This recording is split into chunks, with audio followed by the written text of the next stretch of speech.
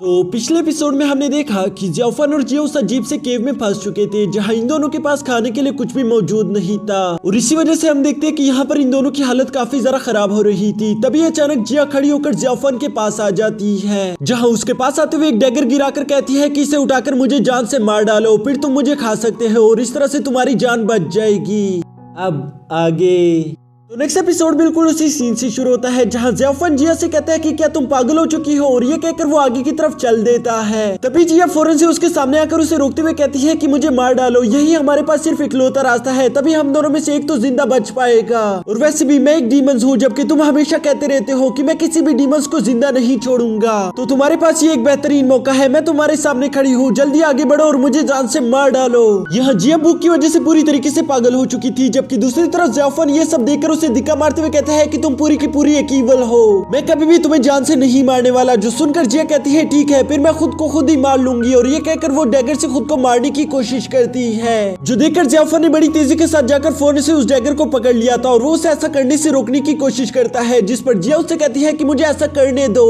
मैं यहाँ पर इस तरह से और भूखी नहीं रह सकती और वैसे भी हम दोनों के यहाँ पर एक साथ मरने का क्या फायदा जब हम दोनों में से एक जिंदा बच सकता है। यहाँ जियाफन बहुत ही तेजी के साथ उससे डैगर खींचकर उसे धिक्का मारते हुए पीछे हटा देता है, जिसके साथ ही वो गुस्से में कहता है ठीक है, अगर तुम मरना चाहती हो तो मैं तुम्हारी ये ख्वाहिश पूरी कर दूंगा। और वो ये कहती फौरन से आगे बढ़ते हुए जिया पर हमला कर देता है, जिसकी वजह से हम देखते हैं कि जिया की जान तो हलक तक आ गई थी, लेकिन यहाँ जियाफन ने उस पर हमला नहीं किया था, बल्कि उसने डैगर से साइड पर हमला करके सिर्फ उसे डराया। वो उसे बस होश में लाना चाहता था। यहाँ पर हम देखते हैं कि जिया की हालत काफी ज्यादा खराब दिखाई दे रही थी। वो खुद को संभालते हुए जियाफन से कहती है कि तुम्हें नहीं मालूम अपने सामने किसी को मरता हुआ देखकर कैसा लगता है, जिसके साथ ही वो बताना शुरू कर देती है कि मैं सिर्फ 6 साल की थी, मेरी माँ मुझे दादी से मिलाने के लिए लेकर जा रही थी, लेकिन पता नहीं कैसे इवल मॉन्क्स को हमारे बारे में मालूम हो गया। हम जिस गुफा में मिल रहे थे उन लोगों ने वो गुफा हम पर तोड़ दी, जिसकी वजह से हमारी दादी काफी बुरी तरीके से घायल हो गई थी और वो अगले ही कुछ घंटों में जान से मारी गई, जबकि मैं और मेरी माँ हफ्तों तक उस गुफा में भूख प्यास से भटकते रहे। हम लोगों के पास खाने के लिए कुछ भी नहीं बचा था। हम दोनों की कंडीशन काफी ज्यादा खराब हो चुकी थी। वहाँ से बाहर निकलने का कोई रास्ता नहीं था। मुझे मेरी माँ यकीन दिलाती रही कि तुम फिक्र मत करो, तुम्हारे पापा तुम्हें बचाने के लिए जरूर आएंगे,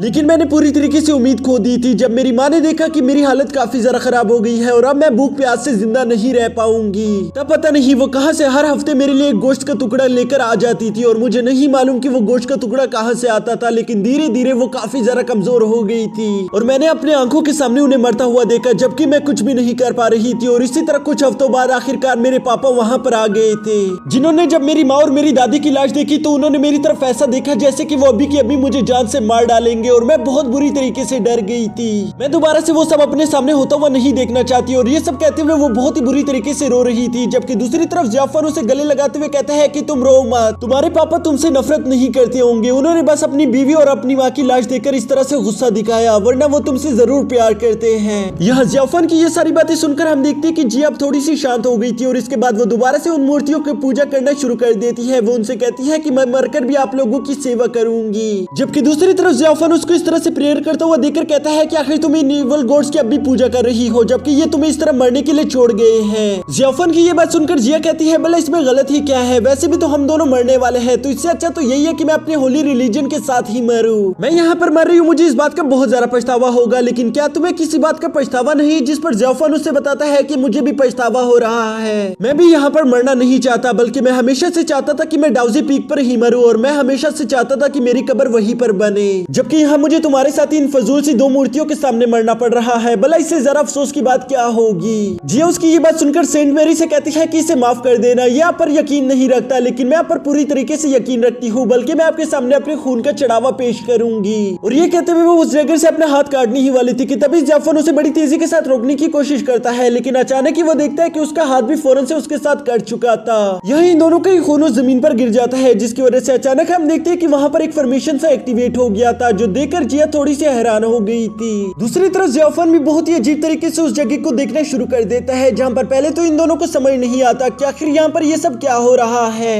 लेकिन जैसे ही इन दोनों की नजर वहाँ पर मौजूद 2 होल्स पर पड़ती है, ये दोनों अच्छे से समझ गए थे कि हमें वो बेल यहाँ पर रखने होंगे, जिसकी वजह से हो सकता है कि हम दोनों को यहाँ से बाहर निकलने का कोई ना कोई रास्ता मिल जाए। जैसे ही ये लोग वहाँ पर वो दोनों बेल रखते हैं, तभी अचानक हम देखते हैं कि उस गुफा ने कोलैप्स करना शुरू कर दिया था, जबकि साथ ही साथ इन दोनों के सामने वहाँ पर मौजूद एक केव भी ओपन हो गई थी, जिसे देखकर जियाफन जिया से कहता है कि चलो हम दोनों को यहाँ से जल्द निकलना होगा, इससे पहले कि ये जगह पूरी तरीके से कोलैप्स कर जाए। और इसके बाद वो जिया को लेकर बड़ी तेजी के साथ आगे भागना शुरू कर देता है। तभी अचानक हम देखते हैं कि जिया अपनी जगह पर ही रुक गई थी। वो वहीं पर रुककर उन दोनों मूर्तियों को बहुत ही अजीब तरीके से देख रही थी, जिस पर जियाफन उसे कहता है कि चलो हम दोनों को यहाँ से निकलना होगा, इन दोनों को हम यहाँ से नहीं बचा सकते। जियाफन की ये बात सुनकर जिया भी उसके साथ आगे की तरफ दोबारा से भागना शुरू कर देती है, जबकि दूसरी तरफ वो केव अभी भी पूरी तरीके से कोलैप्स हो रहा था। यहाँ भागते भागते आखिरकार हम देखते हैं कि ये लोग बड़ी मुश्किल से उस गुफा से बाहर निकल गए थे, जिस पर हम देखते हैं कि जियाफन तो काफी ज्यादा खुश हो गया था। दूसरी तरफ जिया भी काफी ज्यादा अच्छा महसूस करती है। ये दोनों कुछ देर तक वही खुले आसमान के नीचे लेटकर खुश होते हुए कहते हैं कि आखिरकार हम वहाँ से बाहर निकल ही आए।